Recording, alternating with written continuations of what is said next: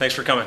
No worries. So Vancouver, fifth trip here. Can Yeah. you just talk about how the event is doing so far as ticket sales and relative to your expectations? Yeah, I mean we've been really thrilled. Right out of the gates, ticket sales started going hard. We have continued to open up sections over the last few weeks, which should imply we're sort of trending towards a sellout. I think we're down to only $75 and $85 tickets left. So if you want to get in the building, everything on the floor and lower bowl is sold.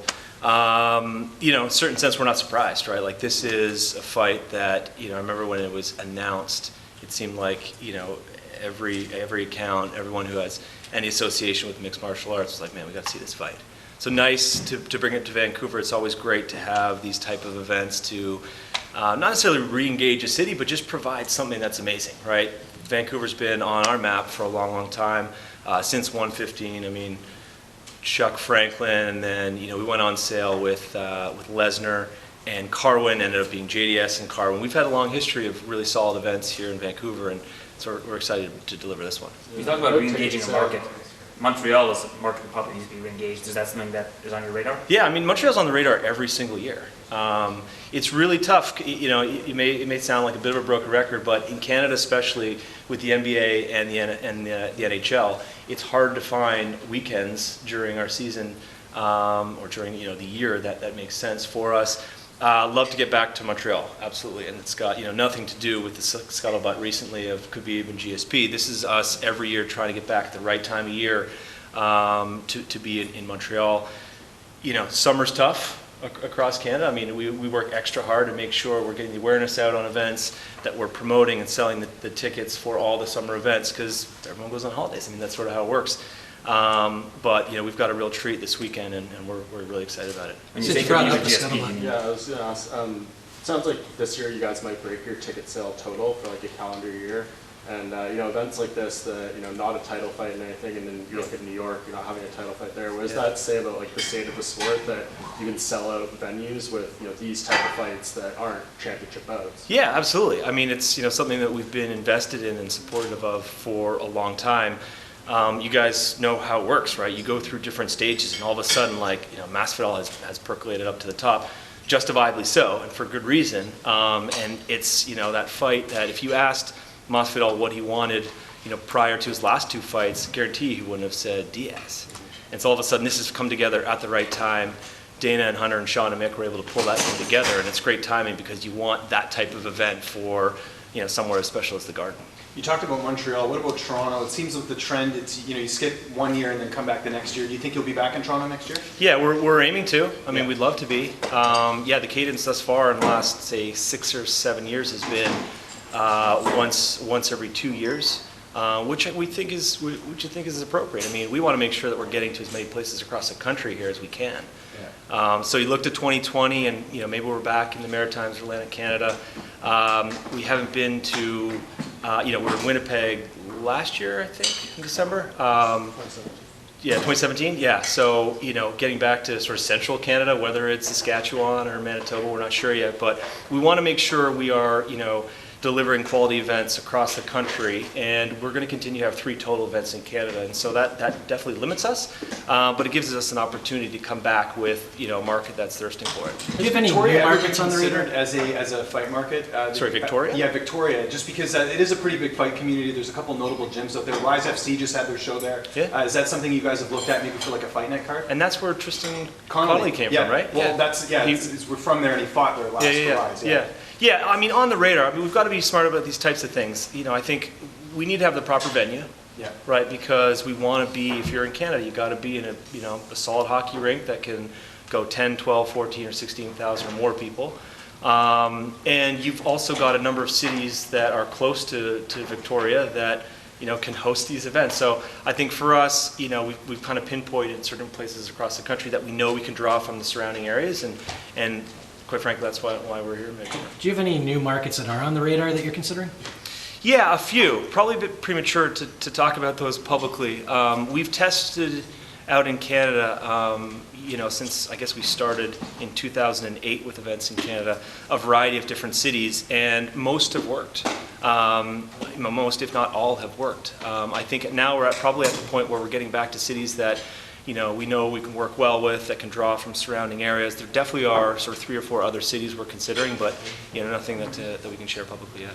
As the international side of things Yeah. grows with more shows in China, more shows in Russia, I know you said 3 is still the plan for Canada. Is the intent to stay with the same number of shows overall, or is there a possibility the shows per year growing? No, we will generally stay with the same number of shows overall. We're going to head into 2020 with 42 events on the schedule, with 12 pay-per-views on the schedule. So the distribution will be pretty similar to what it is right now. I don't see anything changing. It may kind of vacillate, up or down one event, but I think for the time being, 40 to 42 is the number we're going with. David, in Ottawa, you mentioned that you wanted to make this Vancouver event happen. How quickly did that all come together after Ottawa, or was it already in motion? Well, we had Vancouver on the radar. I'm not sure at what point last spring we had sort of confirmed and booked the venue, but we had been in discussions with Rogers Arena for some time. As kind of the fights progress over the course of the year, you get greater clarity on what type of event you can bring to the city. We're always trying to pinpoint which athletes are going to work well for that city. And that's, I know an obvious statement, but, we're trying to balance who's available and who, would make sense for that market based on, culture and language and history and all those types of things. So I wouldn't say Vancouver came together quickly. We'd been planning to come here for a while. It's just nice that, post-Ottawa, post-Chicago, now all of a sudden you've got Cowboy available and he can come in and, do the dance with Gaethje.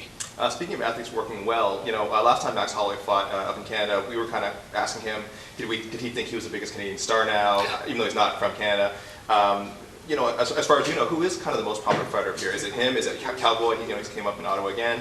Valentina Shevchenko's fought here a couple of times. By whatever metrics you guys use, who's drawing it? Yeah, I think the best place to look, I think the best place to start is, looking how the pay-per-views do overall, or the general sort of magnitude of the event. You can take certain athletes that we've got, like John Jones, like Connor, like Holloway, and wherever they go, they do well. And so it's nice that he's embraced the sort of Canadiana element of it. There's connection points with him and our country for many years. I think that there's a situation where we're trying to bring athletes that we know will have a long runway in Canada and resonate well with the population here. But when it comes down to it, it almost doesn't matter. People just want to see a highly competitive event. If we've got a mismatch, we've got a fight that just doesn't make sense, our fans realize that, right? Like, our fans are, scrutinizing and intelligent and really discerning when it comes to the authenticity of our events. And that's why it almost doesn't matter. You just gotta have a good matchup. And so we're pretty lucky these days in the way that some of the athletes are progressing through the ranks. I know you weren't in Abu Dhabi, but that was seemingly a pretty successful event. Yeah. What have the conversations been about, the future years of that deal? Like, what changes are you going to make? Yeah. Those kind of things. Well, it's pretty high bar to set, right? Take Khabib to Abu Dhabi. First and foremost, the event was groundbreaking. It really was. We saw a glimpse into what we have always sort of, aspired to be this, truly global sport that transcends language and culture and religion. And though we've seen glimpses of it, I don't think we've seen it to this level, this magnitude, as we did this past weekend. And I'll give you a good example. I'm not sure if I've talked to any of you guys about this in the last week or so, but looking at some of the free fights and not how they performed, because the numbers were staggering, like in line with UFC 229, which we expected, and we're glad that it actually turned out that way. But it was the distribution, it was where people were watching these things. And when you go through kind of the top 10 list of where people are watching a standard free fight, because we release these free fights in advance of every big event, and it's the normal kind of like US, Canada, Australia, UK, et cetera, in the lead up to 242, it was obviously the US, but proportionally it was much smaller. And then it was, India and Indonesia and Malaysia. And so all the Muslim community was coming out to support and watch Khabib. Now, we obviously aren't able and have not transacted those people. If they're in those countries, they're watching either on free-to-air or they're watching pay TV or maybe some sort of digital service. But this to us was just a clear indication that there are millions and millions of people around the world that love the sport and connect with different athletes. And I think when it leads into next year's event in Abu Dhabi, Maybe we have Khabib, but maybe not. I'm not sure what the case is going to be, but I think this year really made an impact. When you say the numbers were in line with UFC 229, Yeah. do you mean from a pay-per-view standpoint or just overall viewership? No, I'm talking like my example to Mike was just overall viewership. I mean, we were tracking, a variety of different metrics around the world, and I brought up the example of the YouTube free fights because they're accessible to everyone, and YouTube is virtually everywhere.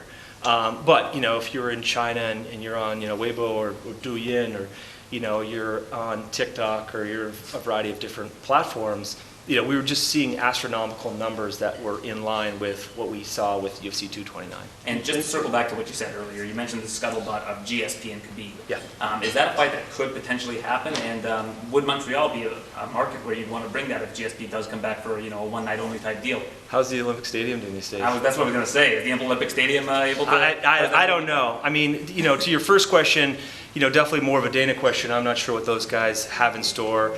It's something that has obviously,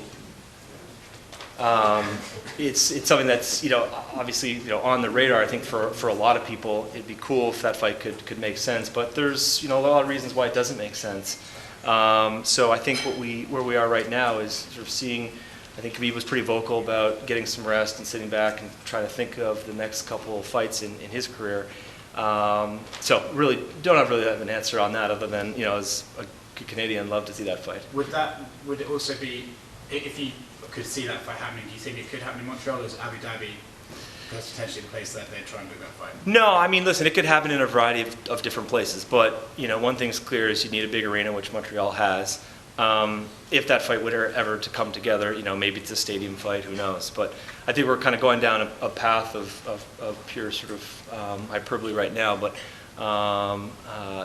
we'll see what Dana has got in store. One thing we talked about afterwards was potentially doing a fight in Africa to raise money for different African countries like Somalia, Sudan, or Mongolia, as you mentioned. Dustin Poirier gives a lot of money to charitable causes. That must be nice for this promotion to see the fighters getting so involved with philanthropy. Is that something that the UFC wants to help steer more fighters into that direction? Because I think it's a really positive look for the organization and for the fighters themselves. Yeah, absolutely. I completely agree with that. I think when it comes to our participation, I mean, we are always around to provide tools and education and support for athletes in whatever area of their careers they would like some support in. I mean, it's kind of one of the founding principles of the Performance Institutes.